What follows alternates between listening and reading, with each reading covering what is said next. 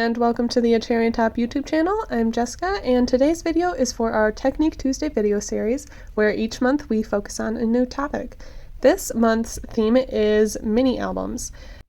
I love making mini albums. I like to go on a lot of trips with my family, and I just think doing a mini album for each trip is really nice because then I can look back. I like to take a lot of photos on these trips, so then all of the photos are all in one space and we can really remember that vacation. So the trip that I'm documenting this time, we went to Tennessee, and I'm using the Vintage Artistry Everywhere collection from 49 and Market, and they have a lot of pieces that really work for making a mini album. This collection in particular I think is really great for any type of trip, so it worked really well for this. And some of the other things that I'm using, like the base of this album, is a Foundations 2-inch portrait album, also from 49 and Market. And then I grabbed some of the 6x8 paper, which is sized perfectly. And then a lot of the embellishments are like the chipboard phrases, or I've got these little pockets and file essentials that just add some different types of pages, like some folder pages and pocket pages that I like to add in my albums. My first step when making an album like this is I like to cover all of the pages. So it's a fully white album, and I like to go through and add all of these 6x8 pages and stick them on. I like to apply them using our 2-inch cherry tape. I think it's just really quick and easy, and I know they'll stick, but you can use whatever adhesive you like to use and you think is fastest for this. This page, I already had an idea of what I wanted because it turns out into a 3-page, so I thought I would use these folders to create like a lot of pockets on these first flaps. And I plan to add some little mementos and ephemera pieces from the trip, which is something that I love doing and why I like making a mini album for each trip. I am using the Sizzix distressing tool. This comes in a kit with a few other tools, but this distressing tool I use constantly, especially when making an album like this. I really like the distressed look that it adds, so I went over every single page, and you'll see it throughout the album, and distressed the edges first. 49 and Market has a lot of different add-ons that you can add into your albums.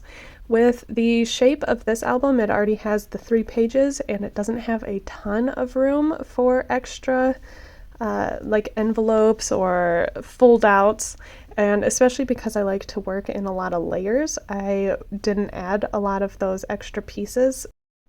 But this collection did come with some spiral notebooks that I really wanted to add in this album, so one of them I glued in the back, and that was the larger one, and that just gives me a lot more pages to work with, so I can add a lot more of the photos.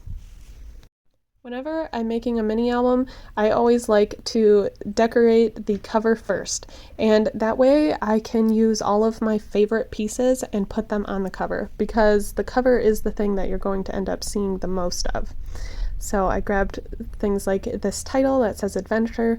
I played around with putting Tennessee above it, but I didn't really love how it looked with the different fonts, and it just seemed like it didn't really work there, so I ended up putting that Tennessee in the thickers along the side of the book, and I liked that a lot better, so you'll see that towards the end.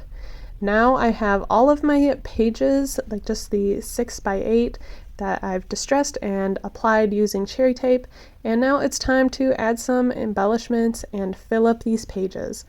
A lot of my process for how I start working on these pages is the same. I start with the photos, and then I start layering on the embellishments. And I grabbed quite a bit from this collection, so I wanted to use a lot of it and really go kind of heavy on the embellishing. I love making these clusters, and so you'll see me clustering throughout all of these pages. These cute little pockets were from the file essentials, and I really liked adding those as well. and I think it's just a little bit of a different look to add a photo on a page. So when I add these, I also will make more of like a blank page just to make it look like there's something else in there. But for the most part, it's just another way to show off a photo. Here's the smaller spiral notebook, and I wanted to make sure that the spiral part was outside of the book, so it wasn't getting in the way, and it didn't add a lot of extra bulk to this album. So now I'm able to fit a lot more photos in here, and it's just a cute different type of flip through for it.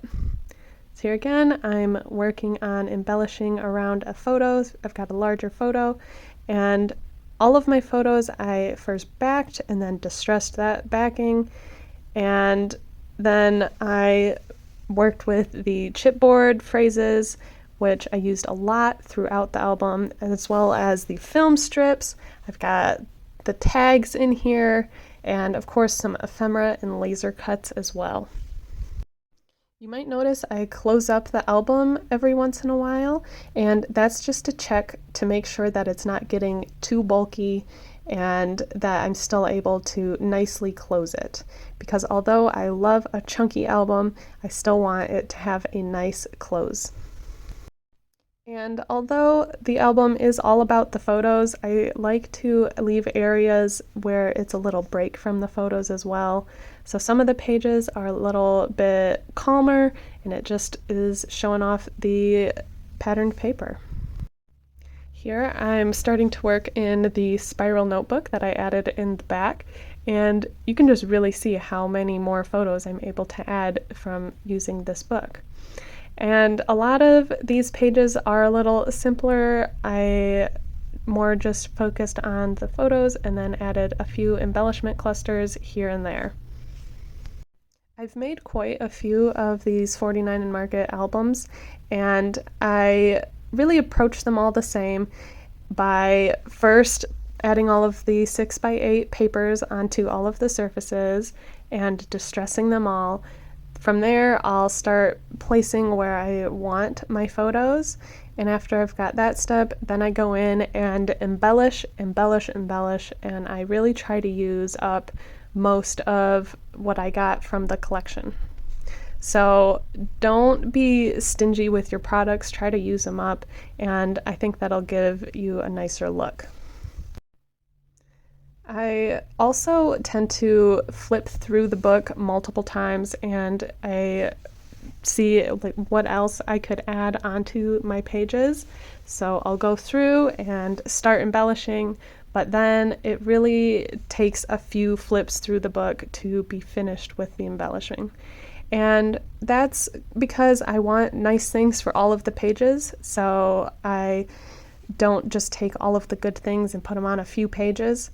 But really with these collections, there's so many good things, so I can flip back through the pages and keep adding more and more things. And also, as I am working through my stash, I'm able to see what else I still have left over. I thought that this spiral notebook needed a nicer closure, so on my last photo, I've decided to add some ribbon behind it, and that'll help keep it closed. This is ribbon cutter from We Are Memory Keepers, and it hinges the ribbon at the ends so it won't fray at all. And I'm just attaching it onto the cherry tape on the back of my photo, and now it will stay in place.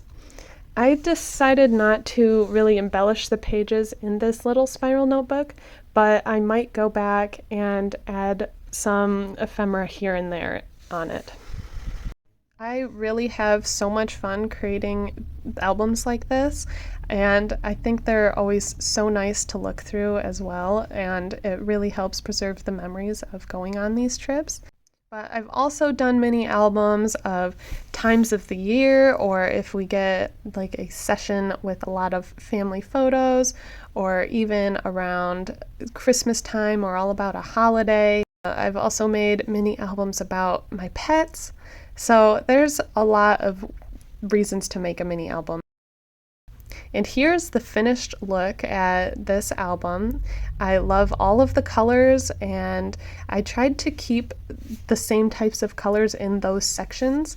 So these first pages have the light blue and the light pink, and you'll see like here I've got more of the dark blue and greens that I'm trying to stick with.